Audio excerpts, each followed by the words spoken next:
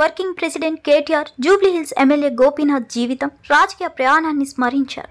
హైదరాబాద్లో జన్మించి ఉస్మానియా విశ్వవిద్యాలయంలో విద్యాభ్యాసం చేసిన గోపీనాథ్ ఎన్టీఆర్ ప్రభావంతో ప్రజా సేవలోకి వచ్చారని తెలిపారు. కేసీఆర్ నాయకత్వంలో వరుసగా 2 సార్లు ఎమ్మెల్యేగా గెలిచి నియోజకవర్గ అభివృద్ధికి కృషి చేశారని అన్నారు. విద్యార్థి రాజకీయాల నుంచి సభ వరకు ఆయన చూపిన క్రమశిక్షణ, నిబద్ధత యువతకు ఆదర్శనమని గుర్తు చేశారు. రాష్ట్ర ప్రయోజనాల కోసం ఎప్పుడు చురుకుగా నిలిచారని, ప్రజల నడుమే జీవించి ప్రజల మనసుల్లో నిలిచిపోయారని పేర్కొన్నారు. సభలో సంతాప తీర్మానానికి మద్దతు తెలుపుతూ కుటుంబ సభ్యులకు సానుభూతి తెలిపారు. ఎన్నడూ తనకు అనారోగ్యం వచ్చిందని కానీ, అది కూడా ఇంత తీవ్రంగా ఉందని కానీ ఎన్నడూ ఎక్కడ కూడా చెప్పుకోలేదు, ఎవరికి కూడా పంచుకోలేదు అధ్యక్ష. వారు ఆ రకంగా చాలా గుంభనంగా తన వ్యక్తిగతమైన సమస్యలు కానీ, వ్యక్తిగతమైన ఆరోగ్యపరమైన విషయాలు కానీ చాలా రహస్యంగా, ఒక రకంగా చెప్పాలంటే చాలా ప్రైవేట్గా వారు మెయింటైన్ చేసినారు అధ్యక్ష. కానీ పబ్లిక్ పరంగా మాత్రం, అంటే ఇందాక ముఖ్యమంత్రి గారు అదేవిధంగా శాసనసభ వ్యవహారాల మంత్రి గారు చెప్పినట్టు, హైదరాబాద్ మహానగరంలో జూబ్లీహిల్స్ అంటేనే ఒక సంపన్నులు నివసించే ప్రాంతంగా పేరుంది అధ్యక్ష. కానీ జూబ్లీహిల్స్ నియోజకవర్గం పరిస్థితి చూస్తే దానికి పూర్తి భిన్నం అధ్యక్ష. పేరుకి జూబ్లీహిల్స్ నియోజకవర్గం, కానీ అక్కడ ఉండేది మొత్తం కూడా పేద ప్రజలు. ఎందుకంటే పేరుకి జూబ్లీహిల్స్ నియోజకవర్గం అయినప్పటికీ అక్కడ ఉండేది బోరబండ, రేమత్ నగరు, షేక్పేట, ఎర్రగడ్డ, వెంగళరావు నగరు, ఈ రకంగా మొత్తంగా ఒక బస్తీలు, స్లమ్స్తో కూడిన ఏరియా అధ్యక్ష. హైదరాబాద్లోని హైదర్గూడలో 1963లో ఇక్కడే హైదరాబాద్ మహానగరంలోనే గోపీనాథ్ గారు జన్మించినారు అధ్యక్ష. తర్వాత వారు ఇక్కడే చదువుకుని ఇక్కడే మరి ఉస్మానియాలో డిగ్రీ కూడా చేసి, తర్వాత ఎన్టీ రామారావు గారికి వీర అభిమానిగా తెలుగుదేశం పార్టీ స్థాపించిన తర్వాత వారు రాజకీయాల్లో అడుగుపెట్టినారు. కావలి టీడీపీ ఎమ్మెల్యే కావ్య కృష్ణారెడ్డి వైఎస్ఆర్సీపీ నేతలకు కావలికి రండి చూసుకుందామంటూ సవాల్ విసిరారు. అనంతరం మాజీ మంత్రి కాకాని గోవర్ధన్ రెడ్డి, ఎమ్మెల్సీ చంద్రశేఖర్ రెడ్డి బయలుదేరుతుండగా పోలీసులు హౌస్ అరెస్టులు జరిగాయి. ఈ క్రమంలో ఎమ్మెల్యే నివాసం వద్ద భారీగా పోలీస్ బందోబస్తు పెట్టుకోవడం రాజకీయ చర్చకు దారితీసింది. సవాల్ విసరడమా లేక చట్ట వ్యవస్థ వెనుక దాక్కోవడమా అనే విమర్శలు వినిపిస్తున్నాయి. ప్రాంతీయ సమస్యలపై తెరపై చర్చ జరగాల్సిన వేళ పరస్పర ఆరోపణలతో ఉద్రిక్తత పెరిగింది. శాంతి భద్రతలకు భంగం కలగకుండా అన్ని వర్గాలు సహకరించాలని పోలీసులు సూచించారు.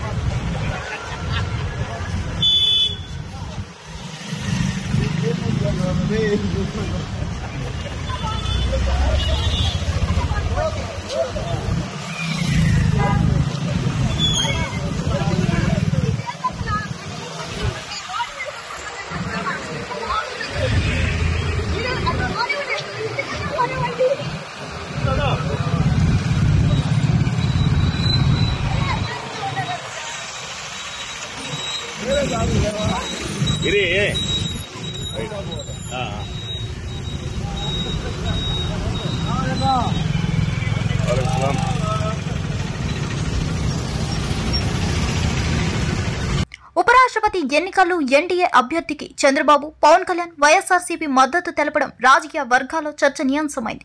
ఇండియా కూటమి తరపున తెలుగు న్యాయ నిపుణుడు సుదర్శన్ రెడ్డి పోటీలో ఉన్నప్పటికీ మద్దతు రాకపోవడంపై విమర్శలు వెల్లువెత్తుతున్నాయి. తెలుగు ఆత్మగౌరవం పేరుతో ఉన్న పార్టీల వైఖరిపై ప్రతిపక్షాలు ప్రశ్నలు లేవనెత్తాయి. ఎన్టీఆర్ నంద్యాల సీటు దాఖలుతోటి ఉదాహరణలను ప్రస్తావిస్తూ ఇప్పుడు ఎందుకు కాదు అని వాదిస్తున్నారు. మరోవైపు ఎన్డీఏ అనుకూలులు జాతీయ స్థిరత్వం కోసం నిర్ణయం తీసుకున్నామని అంటున్నారు. రాజకీయ గణితాలు, కూటమి సమీకరణాలు, ఆలోచన ధోరణులపై తీవ్ర వాదోపవాదాలు సాగుతున్నాయి. రోజు తెలుగు జాతి పక్షాన నిలబడాలని మీకు ఎందుకు అనిపించడం లేదు? ఆ రోజు ఎన్టీఆర్ గారు పివి నరసింహారావు గారి కోసం నంద్యాల సీటు వదులుకోలేదా? ఎందుకు వదులుకున్నాడు? ఎందుకంటే ఒక తెలుగువాడు మంచి పదవిలో ఉంటే అది తెలుగు జాతికే ఖ్యాతి అనుకున్నారు కాబట్టే కదా వదులుకోగలిగారు. మరి ఈ రోజు తెలుగు తమ్ముళ్ళు, తెలుగుదేశం పార్టీ ఎందుకలా ఆలోచించటం లేదు? ఈ రోజు తెలుగు జాతి కంటే బీజేపీ ఖ్యాతే మీకు ముఖ్యమా? తెలుగు ఆత్మగౌరవం కంటే మోడీ ఆత్మగౌరవమే మీకు ముఖ్యమా? ఏం చెప్పాలనుకుంటున్నారు? తెలుగు తెలుగువారి ఆత్మ గౌరవం కోసం స్థాపించబడిన తెలుగుదేశం పార్టీ ఈ రోజు వైస్ ప్రెసిడెంట్ పోస్ట్ కి ఒక తెలుగువాడు నిలబడితే వారికి సపోర్ట్ ఇయ్యరంట. నిస్సిగ్గుగా మాది మిత్రధర్మం మిత్రపక్షం కాబట్టి మేము ఇవ్వము అని చెప్తున్నారు. పోనీ వైసీపీని తీసుకుందాం. వైసీపీ అయినా తెలుగువాడు మీ సామాజిక వర్గానికి చెందినవాడు, మరి ఎందుకు మీరు మద్దతు ఇవ్వటం లేదు? ఒక్క కారణమైనా చెప్పారా? మోడీ గారి దత్తపుత్రుడు జగన్మోహన్ రెడ్డి గారు అన్న విషయం ప్రపంచం అంతటికీ తెలిసినా కానీ జగన్మోహన్ రెడ్డి గారు నిజంగానే మోడీ గారికి దత్తపుత్రుడు అనడానికి ఇది ఒక నిదర్శనం కాదా? మోడీ గారు ఎప్పుడు బీఆర్ఎస్ సీనియర్ నేత హరీష్ రావు అరెస్టు చర్యల మధ్య పోలీస్ సంక్షేమంపై ప్రశ్నలు లేవనెత్తారు. జీతాల పెంపు వచ్చిందా? వాహనాల పెట్రోల్ భత్యం ఇస్తున్నారా? టీఏ డిఏలు క్లియర్ అయ్యాయా అంటూ విచారించారు. యూరియా ధరలు, విద్యుత్ వంటి ప్రజా సమస్యలపై మాట్లాడితే అరెస్టులే సమాధానమా అని ప్రభుత్వాన్ని నిలదీశారు.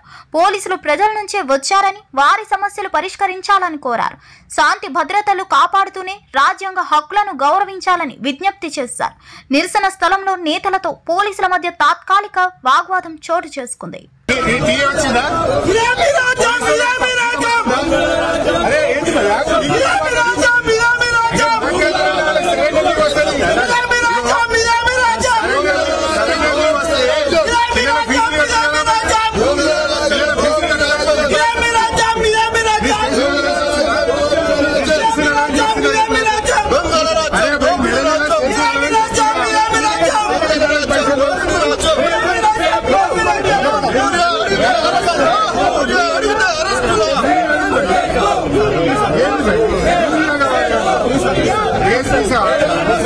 అరే నీ పెట్రోల్ బిల్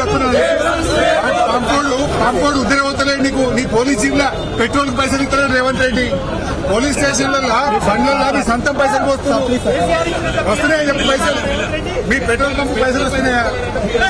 మీ పెట్రోల్ పోతున్నా పోలీస్ నీ టీఏ వచ్చిన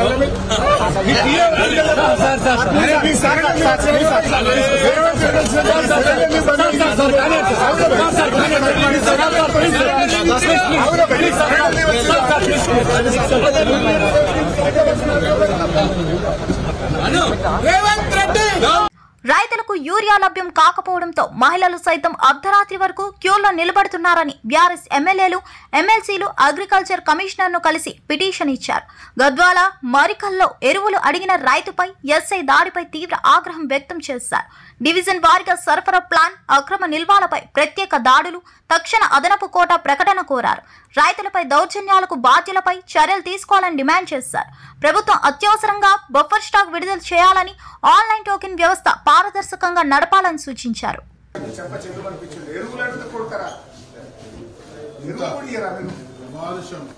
పదేళ్లలో లేని ఎరువుల కొరత ఇప్పుడే ఎందుకు వచ్చింది చెప్పండి నాకు కమిషనర్. 10 years బీఆర్ఎస్ రూల్లో ఏ రోజు ఎరువుల కొరత రాలేదు. మీరు బఫర్ స్టాక్ పెట్టకపోవడం వల్ల, మేనేజ్మెంట్ లేకపోవడం వల్ల, ప్లానింగ్ లేకపోవడం వల్ల ఇలా రైతులు ఇబ్బంది పడతా ఉన్నారు. అరే వర్షంలో తెలుసుకుంటే మహిళా రైతులందరూ ఉదయం 4 గంటలకు మొహం గడుపుకోకుండా వచ్చి నిలబడుతున్నారు కదా. పొద్దున 4 గంటలకు 3 గంటలకు వచ్చి కాలకృత్యాలు తీసుకోకుండా రోడ్ల మీద నిలబడే పరిస్థితి తెచ్చిండ్రు. రాష్ట్రం అంతా రైతులని రోడ్ల మీద తెచ్చిండ్రు. ఇదేం పద్ధతి అండి? నాకు అర్థం కాదు. ఇప్పుడు మీరు ఇస్తారా ఇయ్యారా యూరియా? అసలు ఏది మీ ప్లానింగ్ ఏంది? ఎప్పుడు ఇస్తారు యూరియా? ఏపీ మంత్రి డోలా శ్రీ బాల వీరాంజనేయ స్వామి శ్రీశైలం దేవస్థానాన్ని వివాదాల్లోకి తీయొద్దన్నారు.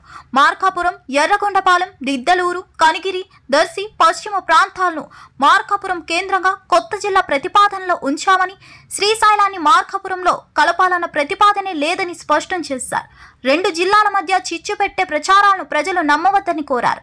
అభివృద్ధి లక్ష్యం, ఆధ్యాత్మిక భావాలను గౌరవించేలా నిర్ణయాలు ఉంటాయని చెప్పారు. సంబంధిత శాఖలతో సమన్వయంగా పరిపాలన సౌకర్యాలను మెరుగుపరుస్తామని హామీ ఇచ్చారు. మార్కాపురం జిల్లా ఏర్పాటు గురించి గతంలో పార్టీ చెప్పిన విధంగా ఈరోజు మంత్రివర్గ ఉపసంఘానికి సంబంధించినటువంటిది ప్రతిపాదనలు వచ్చాయి.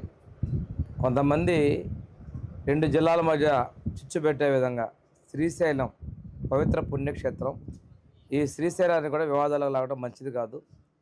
ఇక్కడ ప్రజలెవరూ కూడా ఆందోళన చెందాల్సిన పని లేదు. మనం ఉన్నటువంటి దాన్ని ఎలా చేయాలనే మీద మంత్రివర్గం వెళ్తుంది కాబట్టి ఒక వ్యక్తిగత కోసం మీడియా ద్వారా దుష్ప్రచారాలు చేయొద్దు. ఏ జిల్లాలో ఉన్నాయో ఆ జిల్లాలకు సంబంధించి వెళ్తాయి. మంత్రివర్గ ఉపసంఘం పరిశీలన చేస్తుంది. కొత్త జిల్లాలో మనం పెట్టిన ప్రతిపాదన ఏంటంటే మార్కాపురం, దర్శి, ఎర్రగొండపాలెం, గిద్దలూరు, కన్నిగిరితోటి పశ్చిమంలో మార్కాపురం జిల్లా ప్రతిపాదించాం. అంతేకాకుండా ఇక్కడ శ్రీశైలాన్ని వివాదాల్లో లాగటం ఇట్లాంటి ప్రయత్నం. ఎమ్మెల్సీ విజయశాంతి అసెంబ్లీ సమావేశాలకు హాజరు కాలేనని చెప్పే నేతలపై ఘాటు వ్యాఖ్యలు చేశారు. ఫామ్ హౌస్ లో ఉంటే ప్రజల సమస్యలు ఎలా వింటారని ప్రశ్నించారు. కాళేశ్వరం అంశంపై మాట్లాడాల్సి వస్తే కేసీఆర్ సిక్సాగొత్తారని ఎద్దేవా చేశారు. గత బీఆర్ఎస్ ప్రభుత్వం చేసిన తప్పును సరిదిద్దుతున్నామని, ప్రజా సమస్యలపై నిరంతర చర్చలే పరిష్కారమని అన్నారు. సభను బహిష్కరించకంటే ప్రజా ప్రయోజన బిల్లులు, ప్రశ్నోత్తరాలపై చురుకుగా ఉండాలని సూచించారు. సో దాన్ని మొత్తం సెటరేట్ చేయడానికి మా ప్రభుత్వం ఉంది, చేస్తుంది, ఇంకా కూడా చేస్తుంది. కొంత టైం పడుతుంది. ఒకే రోజు అద్భుతాలు జరగవండి. ఎందుకంటే వాళ్ళు చేసిన తప్పులు, మరి అప్పులు అన్ని చోట్ల పెట్టారు. మనం అన్నీ సెటరేట్ చేయాలని కొంచెం టైం పడుతుంది. కాబట్టి ముందు ఈ వరదల్లో చిక్కుకున్న వాళ్ళందరికీ వాళ్ళకి ఏదైనా తొందరగా వాళ్ళకి అందేటట్టు చేయాలని మేమందరం కోరుకుంటున్నాం. మా ప్రభుత్వాన్ని కూడా అడుగుతున్నాం. ఎందుకంటే చాలామంది అన్నీ కోల్పోయారు పాపం. నిజంగా పంట నష్టం కావచ్చు, అసలు మొత్తం ఇంట్లో సామాన్లు పోయినాయి, బట్టలు పోయినాయి, తినడానికి తిండి కూడా లేదు. అంత దారుణమైన పరిస్థితి. సార్ నేనేం కోరుకుంటున్నానంటే కొంచెం అందరం ఎవరెవరు బట్టలు అన్ని సామాన్లు పోయినాయి, కొంచెం మా అందరం తలా ఒక చెవి వేసి వాళ్ళకి ఏదైనా అందించాలని మేము కోరుకుంటున్నాం. యూరియా కొరతపై బీఆర్ఎస్ నేతల నిరసన సందర్భంగా మాజీ మంత్రులు కేటీఆర్, హరీష్ రావు, జగదీష్ రెడ్డిని పోలీసులు అదుపులోకి తీసుకున్నారు. వ్యవసాయ శాఖ కమిషనరేట్ వద్ద వాగ్వాదం తీవ్ర రూపం దాల్చింది. రైతుల సమస్యలపై ప్రభుత్వం తక్షణ చర్యలు తీసుకోవాలని డిమాండ్ చేస్తూ నినాదాలు చేశారు. అనంతరం అరెస్టైన నేతలను తెలంగాణ భవన్ దిశగా తరలించారు. పార్టీ శ్రేణులు అరెస్టులను ఖండిస్తూ రాష్ట్ర వ్యాప్తంగా ఆందోళన ప్రకటించాయి.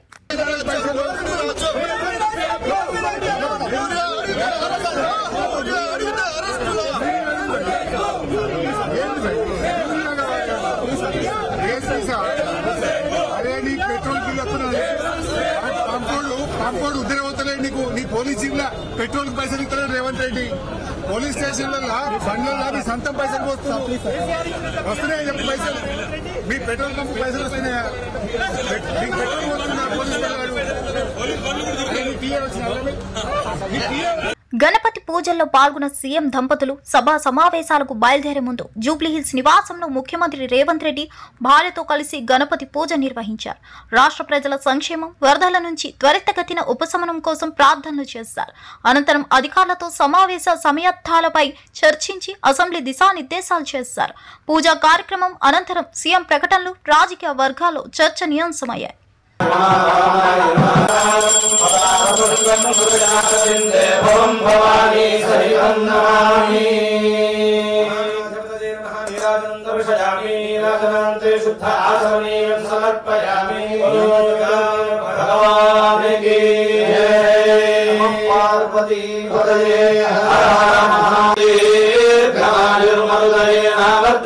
శతమేనమేవ శతాత్మానం భవతి శతమనంతం భవతి శతమైశ్వర్యం భవతి శతమితి శతం దీర్ఘమాయుః భవతి శతాయుః పురుషస్య తేంద్రియ ఆయుష్యేంద్రియే ప్రతిష్టతి.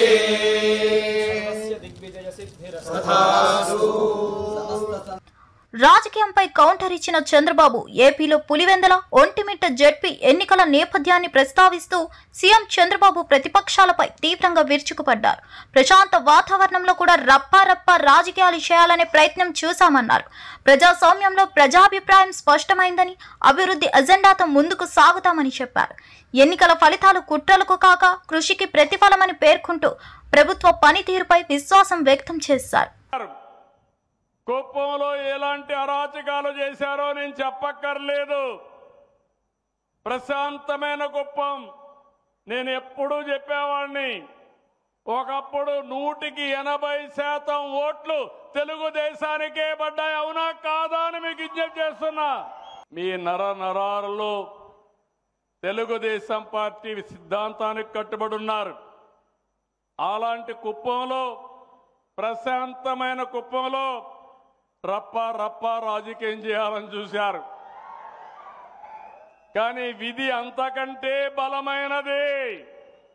మొన్న పులివెందల, ఒంటిమిట్ట ఏం తమ్ముళ్ళు ఏం జరిగిందని మీకు మిమ్మల్ని అడుగుతున్నా. అక్కడ చూశారు వీళ్ళు రప్ప రాజకీయం అక్కడ చూశారు. కబద్దార్ గుర్తుపెట్టుకోండి. తమాషా డిప్యూటీ సీఎం పవన్ కళ్యాణ్ జనసేన ఏ కులానికి ప్రాంతానికి చెందిన పార్టీ కాదని సిద్ధాంతవేత్త ప్రజా ఉద్యమం అని తెలిపారు. ప్రజల సమస్యలపై నిరంతర పోరాటం చేస్తామని, సమయానుకూలంగా దేశవ్యాప్తంగా సంస్థాగత విస్తరణ చేపడతామని అన్నారు. ఒకరోజు జనసేన జాతీయ పార్టీగా నిలుస్తుందని నాకు నమ్మకమని స్పష్టం చేశారు. యువత, మహిళల భాగస్వామ్యం పెరుగుతుందని విశ్వాసం వ్యక్తం చేశారు. Janasena is an ideology based party, not a caste based party, not a family party, not a regional party. ఈ రోజు మనం ఇక్కడ ప్రారంభించినప్పటికీ కూడా నా gut feeling one day it will be national party. Urea కొరత, గ్రామ పారిశుద్ధ్యం, గురుకులాల్లో ఆరోగ్య సమస్యలు, ఫోర్త్ సిటీ, ధాన్యం కుంభకోణం, ఉద్యోగుల టీఏడీఏ, గోదావరి, బనకచర్ల అంశాలపై చర్చ కోరినప్పటికీ ప్రభుత్వం కేవలం 2 రోజులు మాత్రమే అసెంబ్లీ నడిపిందని హరీష్ రావు మండిపడ్డారు. కాంగ్రెస్, బీజేపీ పరస్పర నిందారోపణలతో రైతులను గోస పెడుతున్నారని అన్నారు. ప్రజా సమస్యలపై సుదీర్ఘ చర్చలే పరిష్కారమని, సభ రోజులు పెంచాలని డిమాండ్ చేశారు. సరెండర్ లీవ్లు, రిటైర్మెంట్ ఉద్యోగుల బెనిఫిట్స్ ఇవ్వకపోవడము, పీఆర్సీ ఇవ్వకపోవడము, 5 డిఏలు పెండింగ్ ఉన్న అంశాల మీద కూడా చర్చ చేయాలని చెప్పి కోరాం. గోదావరి బనకచెర్ల ప్రాజెక్టు వల్ల తెలంగాణ రాష్ట్రానికి జరుగుతున్న అన్యాయం మీద శాసనసభలో చర్చించాలని కోరాం. అదేవిధంగా మరి హైడ్రా కూల్చివేతలు, పేదలు పడుతున్న బాధలు, ప్రభుత్వ ఆసుపత్రుల్లో కనీస సౌకర్యాలు లేని విషయాలు తదితర అంశాల మీద బీఆర్ఎస్ పార్టీ ఈ శాసనసభ సమావేశాల్లో చర్చించాలని కోరాం. దురదృష్టం ఏంటంటే రాష్ట్ర ప్రభుత్వం 2 రోజులు అసెంబ్లీ జరుపుతామంటున్నారు. 2 రోజులు అంటే 2 రోజులు అంటే ఇవాళ రేపు ఖతం బర్కాస్ అంటే పారిపోతున్నది ప్రభుత్వం. ప్రజా సమస్యల మీద చర్చించకుండా శాసనసభ వాయిదా వేసుకొని పారిపోతున్నారు. వరదల మీద మాట్లాడదామంటే వరదలు ప్రాధాన్యత కాదు, బురద రాజకీయాలు మాట్లాడుకుందామంటున్నారు. ఎరువుల మీద, రైతుల మీద మాట్లాడదామంటే అది మెల్లగా మాట్లాడుకుందాం, తొందర ఏమున్నది అంటున్నారు. అందుకే ఎరువుల మీద, రైతుల కష్టాల మీద, వరదల మీద, ప్రజలు పడుతున్న బాధల మీద మాట్లాడడానికి ప్రభుత్వం ముందుకు రాకపోవడం వల్ల మేము బీఏసీ మీటింగ్ నుంచి వాకౌట్ చేసి బయటకు రావడం జరిగింది. రాష్ట్రంలో వరదల ప్రాధాన్యతపై చర్చ సాగాలంటే ప్రభుత్వం ఆసక్తి చూపలేదని హరీష్ రావు విమర్శించారు. ఎరువుల అంశంపై మెల్లగా మాట్లాడదామన్న తీరును ఎద్దేవా చేశారు. ప్రజల సమస్యలను పక్కనబెట్టి రాజకీయ నినాదాలకే ప్రాధాన్యం ఇస్తున్నారంటూ ప్రభుత్వంపై దాడికి దిగారు. సభా వ్యవహారాల్లో పారదర్శకత్వం, ఎక్కువ సమావేశ దినాలు అవసరమని పేర్కొన్నారు. దురదృష్టం ఏంటంటే రాష్ట్ర ప్రభుత్వం 2 రోజులు అసెంబ్లీ జరుపుతామంటున్నారు. 2 రోజులు అంటే 2 రోజులు అంటే ఇవాళ రేపు ఖతం బర్కాస్ అంటే పారిపోతున్నది ప్రభుత్వం. ప్రజా సమస్యల మీద చర్చించకుండా శాసనసభ వాయిదా వేసుకొని పారిపోతున్నారు. వరదల మీద మాట్లాడదామంటే వరదలు ప్రాధాన్యత కాదు, బురద రాజకీయాలు మాట్లాడుకుందామంటున్నారు. ఎరువుల మీద, రైతుల మీద మాట్లాడదామంటే అది మెల్లగా మాట్లాడుకుందాం, తొందర ఏమున్నది అంటున్నారు. అందుకే ఎరువుల మీద, రైతుల కష్టాల మీద, వరదల మీద, ప్రజలు పడుతున్న బాధల మీద మాట్లాడడానికి ప్రభుత్వం ముందుకు రాకపోవడం వల్ల మేము బీఏసీ మీటింగ్ నుంచి వాకౌట్ చేసి బయటకు రావడం జరిగింది. మాజీ మంత్రి కాకాని గోవర్ధన్ రెడ్డి పోలవరం జాతీయ హోదా, డయాఫ్రమ్ వాల్, హాంద్రీనీవా అంశాలపై చంద్రబాబుపై ఫైర్ అయ్యారు. 14 ఏళ్లు సీఎంగా ఉన్నప్పుడు రైతుకు మేలు చేశారా అని ప్రశ్నించారు. ఎల్లో మీడియా ఆధారంగా వైఎస్ఆర్ కాంగ్రెస్ పై దుష్ప్రచారం చేస్తున్నారని ఆరోపించారు. తనపై హత్యాయత్నం చేసిన వారు ఎవరు? మీతో తిరిగిన వారే కదా అంటూ ప్రతిబంధక వ్యాఖ్యలు చేశారు. రాజకీయ వాతావరణం వేడెక్కుతున్న నేపథ్యంలో ఇరు పక్షాల మధ్య మాటల యుద్ధం తీవ్రంగా కొనసాగుతుంది.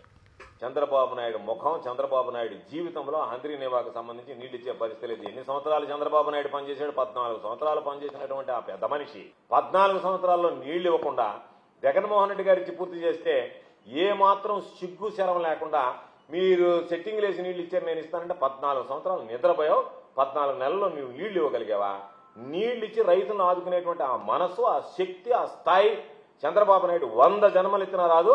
కాకపోతే కొంత అనుకూల మీడియా ఉంది కాబట్టి దాని ద్వారా మాట్లాడుకోవడం తప్ప చంద్రబాబు నాయుడు హంద్రీనేవా విషయంలో ఈ రోజు నీళ్లు రావడానికి కారణం గర్వంగా చెప్పగలం మా నాయకుడు జగన్మోహన్ రెడ్డి గారు తీసుకున్నటువంటి నిర్ణయం తప్ప చంద్రబాబు నాయుడు లాంటి రైతు ద్రోహి ఎన్ని జన్మలు ఎత్తినా సరే రైతుల గురించి పట్టించుకోలేడు. ఇటువంటి కార్యక్రమాలు చంద్రబాబు నాయుడు జీవితంలో నెరవేర్చలేడు. వాస్తవానికి చెప్పాలి అంటే పోలవరం జాప్యం కావడానికి, పోలవరం జాతీయ హోదా నుంచి తప్పించి తన స్వార్థ ప్రయోజనాల కోసం చంద్రబాబు నాయుడు తీసుకున్నటువంటి నిర్ణయాల వల్లనే పోలవరం అనేటువంటి ప్రాజెక్ట్ ఆగిపోయింది, ఆలస్యమైంది.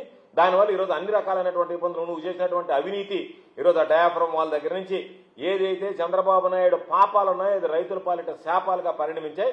ప్రతి విషయంలో చంద్రబాబు నాయుడు అనేటువంటి వాడు ఈ రాష్ట్ర రైతాంగానికి అడ్డంకి, వ్యవసాయానికి ఎక్కడా కూడా పనికిరానటువంటి మనస్తత్వం తప్ప కొన్ని అనుకూలమైనటువంటి పత్రికలు జగన్మోహన్ రెడ్డి గారికి హంద్రీ నియమ